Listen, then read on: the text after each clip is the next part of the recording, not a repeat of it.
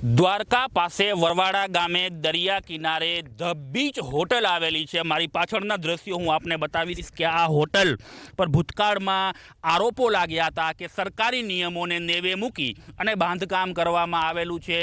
Dwarka SDM દ્વારા જ્યારે તપાસ કરવામાં આવી ત્યારે હોટલ માલિકે જરૂરી દસ્તાવેજો રજૂ ન કરી શકતા ગઈ 17 તારીખે એસડીએમ દ્વારકા દ્વારા 15 દિવસની અંદર આ હોટલને ડિમોલાઇઝ કરવાનો હુકમ કરવામાં આવ્યો છે। સાથે જ અહીંના અધિકારીઓને પણ એક હુકમ કરી દેવામાં આવેલ છે કે જો આ સમયગાળામાં હોટલ ડિમોલેશ નહીં થાય તો એ અધિકારીઓ ઉપર પણ કાર્યવાહી કરવામાં આવશે। ત્યારે સૌ કરી દેવામાં આવેલ છે કે જો આ સમયગાળામાં હોટલ ડિમોલેશ નહીં થાય તો એ અધિકારીઓ ઉપર પણ કાર્યવાહી કરવામાં આવશે। ત્યારે સૌથી મોટો સવાલ મારું દ્વારકા પૂછી રહ્યો છે કે શું દ્વારકા પંથકમાં માત્ર એક જ હોટલ ગેરકાયદેસર છે?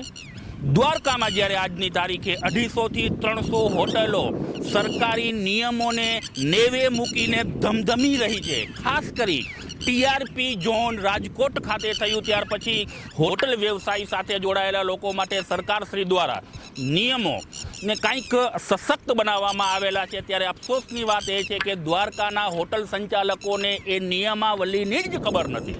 તો શું દ્વારકાના જાબાજ સિંઘમ એસડીએમ એ દ્વારકાની હોટલો ઉપર તજવીજ કરશે કે પછી આ એક હોટલને ડિમોલાઇઝ કરી અને સંતોષ માની લેશે? અશોક માણેક, મારું દ્વારકા, વરવાડા।